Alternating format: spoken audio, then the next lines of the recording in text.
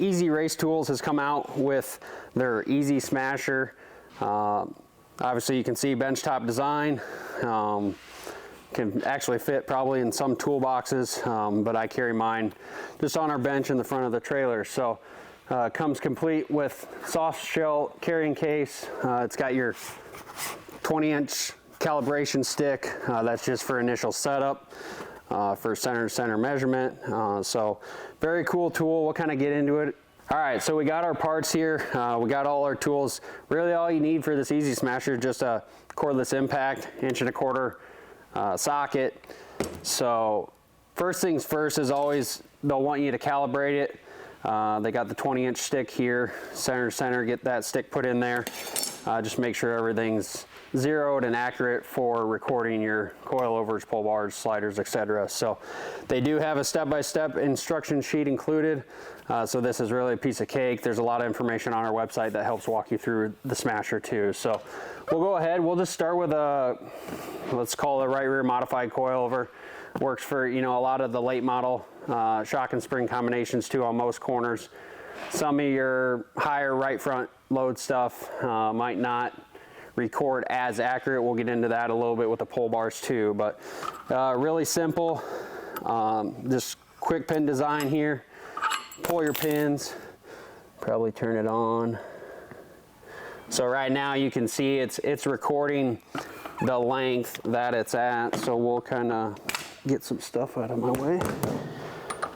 But with the impact, you can just run that and it'll give you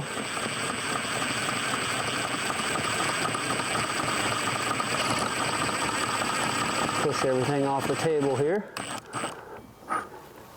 Anyways, you can see now like that calibration stick, if we were perfectly at 20 inches, this one's already been set up. So anyways, drop your coilover in. I have no idea. This spring is so old. I don't think there's even a rate on it, but you know, whatever your measurement is, you know, 18, 19, 20, 21, 23, everyone's got a little different. This is not long enough. Give yourself a bigger bench to work on, it looks like. Be careful as I ram that, not to overextend or ever shorten it too much. It can mess with the calibration and your load cell. So we will turn our load cell on before we get too far into this. And that is already at 0. So go ahead and load our coilover in here. And there's a lot of great, you know, spring smasher tools, you know, on the market in our industry. This one's just kind of unique in the sense that it's kind of a benchtop design. So limited space, maybe this is more your avenue. So get that loaded in here. This is the off season, so I might be a little rusty with all this, but okay, so let's just smash this setup down here to where we get a reading. Can't really hurt anything, so we'll just get close to 21 here. So that looks like a good number.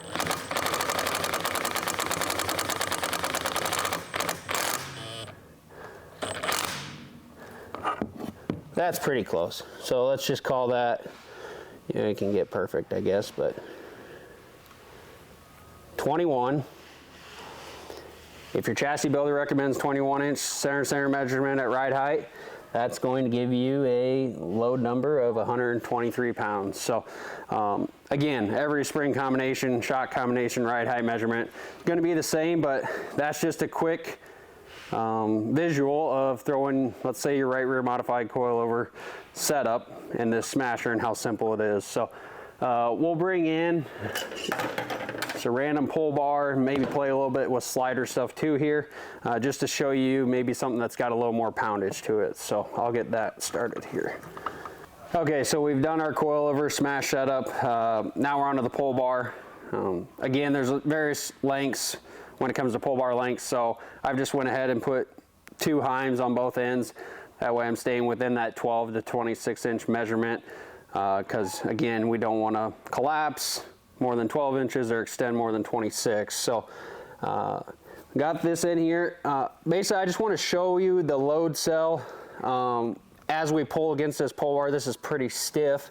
But this thing can take a lot.